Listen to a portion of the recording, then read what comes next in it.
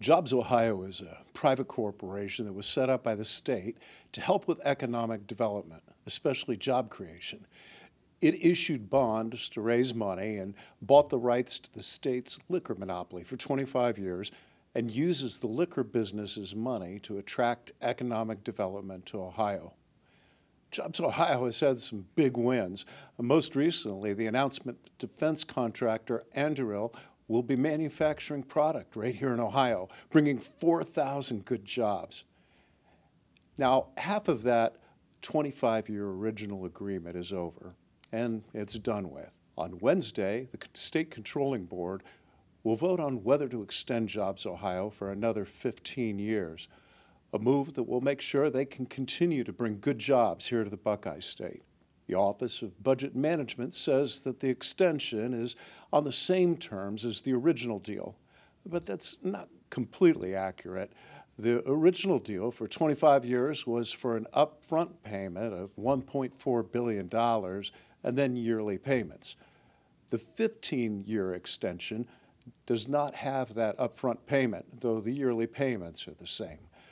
The equivalent upfront payment for the 15 years would be about $840 million, but it is not in the new deal that will be considered tomorrow. Compared to the original deal, this deal is light. It's not the same terms. Now, I support the extension of JobsOhio on the same terms, and I'd like to suggest a way to get there. But first, let's think about how things have changed since JobsOhio was first created in the early teens. In recent years, the labor market has been especially tight. Employers all over the state tell me that they struggle to find enough workers and that they're hiring employees away from each other. Some even have declined to take contracts or other business opportunities because they could not find additional workers. Into that marketplace, JobsOhio is doing what they're supposed to do, helping to subsidize some out-of-state companies who come here. To be sure, they also work with homegrown companies to expand here at home. We welcome these new companies and are glad that they're here.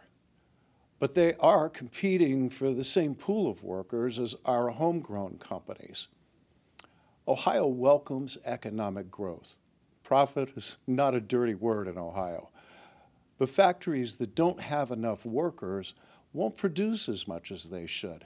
As Abraham Lincoln noted, labor is superior to capital because it pre-exists capital. If you lose your capital, you can get more by your own labor. But if you don't have any labor, it doesn't matter how much capital you have, you can't fix the deficit. What that means, in simple terms, is we need people to work. Interest rates are higher now, of course, than they were back then. Going to the bond market would be much more expensive today, and in any event, a one-time cash infusion to the state of Ohio is not my aim. Instead, I propose that we even up the new deal, actually get it to the same terms as the first deal, by an agreement that JobsOhio will spend that $840 million of liquor profit money over the remainder of the agreement to promote expansion in our workforce.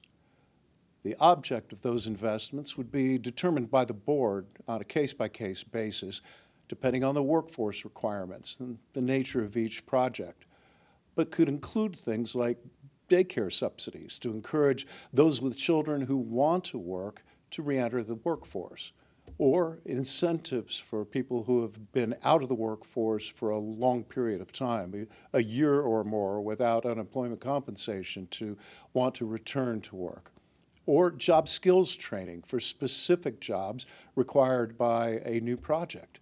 All these ideas are consistent with JobsOhio's mission and will be welcomed by both our homegrown companies and those that will move here due to JobsOhio's ongoing and excellent advocacy. Workforce is near the top of every company's list when considering expansion or new projects. This proposal will strengthen Ohio's hand in the competitive national marketplace, support regular working folks, and create even better outcomes. I requested a meeting with JobsOhio to discuss these ideas, and it was scheduled last Friday, but had to be canceled due to the illness of the principal. They have offered to meet at the end of this week, but that's past the controlling board vote on Wednesday. I'm asking the controlling board to table this measure just until their next meeting so that the terms of the New Deal can be made truly the same as the original, and that these ideas that I'm outlining can be refined and made part of the agreement.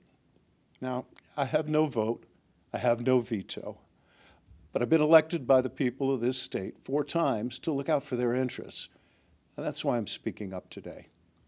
The state liquor business belongs to the people of this state. Let's extend JobsOhio and its good work and do it in a way that is better for them, better for our economy, and better for the working people of Ohio whose purchases fund that good work.